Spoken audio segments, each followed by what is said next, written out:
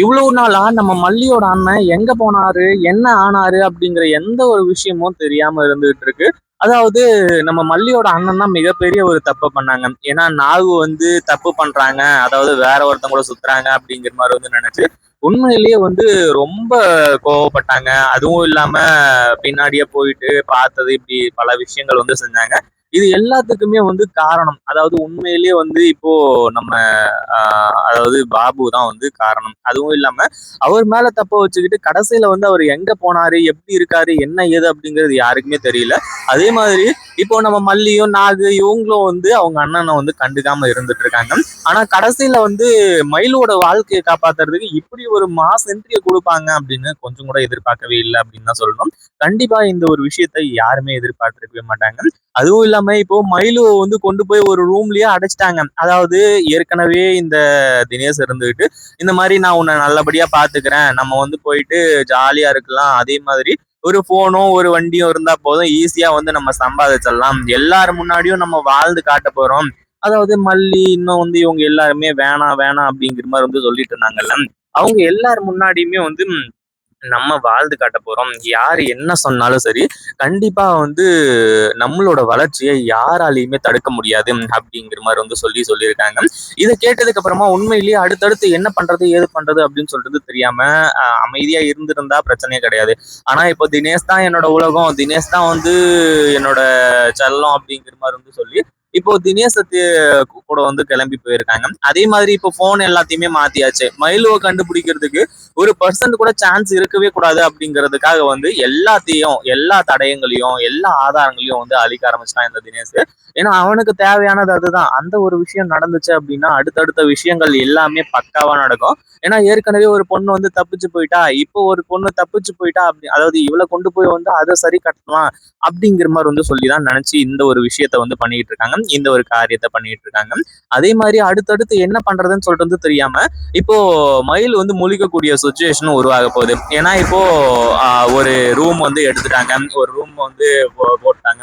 அடுத்துதான் வந்து நம்ம அதாவது மயிலு வந்து அவங்க ஏதாச்சும் வந்து பண்ணலாம் அப்படிங்கிற மாதிரி ஒரு நோக்கத்தோட தான் இருந்துட்டு இருக்காங்க. அதாவது ஏற்கனவே வந்து இந்த தினேஷ் இருந்துட்டு எந்த அளவுக்கு நம்ம மயிலு வந்து இது பண்ண முடியுமோ, எந்த அளவுக்கு வந்து ரொம்ப வந்து லவ் பண்ண வைக்க முடியுமோ அந்த அளவுக்கு வந்து லவ் பண்ண வச்சுட்டாங்க. என்ன சொன்னாலும் நம்பக்கூடிய ஒரு சுச்சுவேஷனுக்கு வந்து மயில் இருந்துட்டு இருக்காங்க. அதே மாதிரி மயில் வந்து தப்பு பண்ணக்கூடிய ஒரு பொண்ணா அப்படின்னு கேட்டீங்கன்னா கண்டிப்பா கிடையாது. மயில் வந்து இப்போ இந்த தினேஷோட உண்மையான சுயரூபத்தை வந்து தெரிஞ்சுக்க போறாங்க.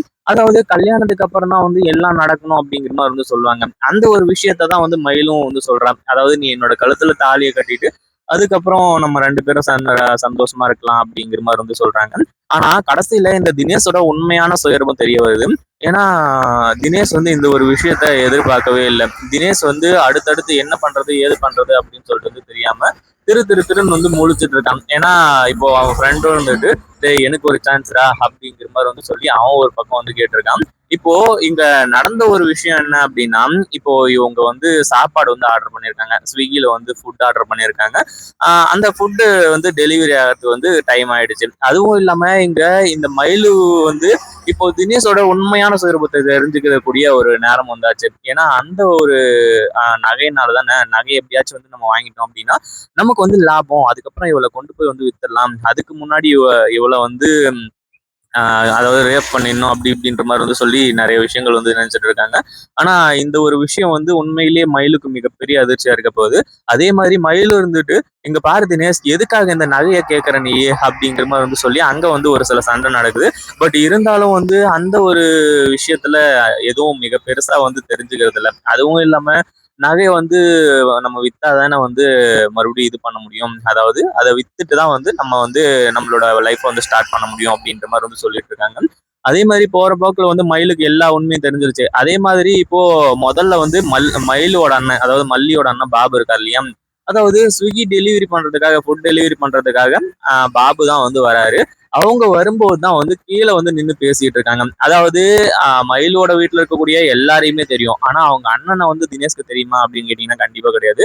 அதுவும் இல்லாம அவங்க அண்ணன் வர்றத பார்க்காம கூட வந்து இந்த பொண்ணோட கதையை இன்னைக்கு முடிச்சிடணும், அதாவது ரொம்ப வந்து தப்பு தப்பா வந்து பேசிட்டு இருக்காங்க. இந்த விஷயத்த எல்லாத்தையுமே கேட்டுட்டு எந்த பொண்ணோட வாழ்க்கையை உனக்கு நாசம் பண்றதுக்கு இப்படி பேசிட்டு இருக்காங்கன்னு தெரியலையே.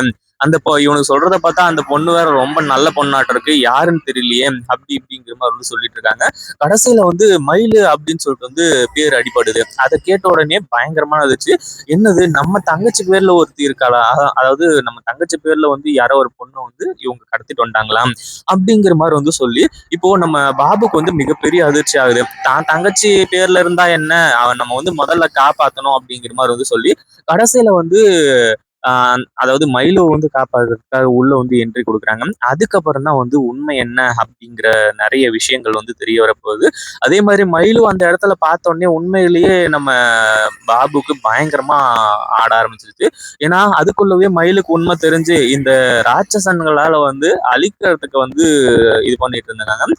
ஆனா கடைசியில வந்து இப்போ நம்ம பாபு மாஸ் என்ட்ரி கொடுத்து இந்த தினேஷை அடி அடி நடிச்சு வெளுத்து கட்டி கடைசியில மயிலுவை காப்பாத்துறாங்க. ஆனா ஏற்கனவே நம்ம பாபு வந்து கொஞ்சம் ஹார்ட் பேஷண்ட் அப்படின்றதுனால அவருக்கும் வந்து கொஞ்சம் உடம்பு சரியில்லை தான். பட் இருந்தாலும் தன்னோட தங்கச்சியோட வாழ்க்கையை காப்பாத்தாம விட மாட்டாரு. இப்படி நம்ம பாபு ரொம்ப நாள் கழிச்சு மாஸ் என்ட்ரி கொடுத்து மயிலுவை வந்து காப்பாத்துறதுக்கு எப்படியாச்சும் ஹெல்ப் பண்ணாங்க அப்படின்னா எப்படி இருக்கும் அப்படின்றத கமெண்ட் பண்ணுங்க. இந்த வீடியோ பிடிச்சிருந்தா லைக் பண்ணுங்க, ஷேர் பண்ணுங்க. இப்பதான் நம்ம சேனலுக்கு ஃபர்ஸ்ட் டைம் வரீங்க அப்படின்னா கீழே இருக்க சப்ஸ்கிரைப் பட்டனை ப்ரெஸ் பண்ணிக்கோங்க. நம்ம அடுத்த வீடியோல சந்திப்போம். போயிட்டு டாஸ் செய்யும். தேங்க்ஸ் ஃபார் வாட்சிங்.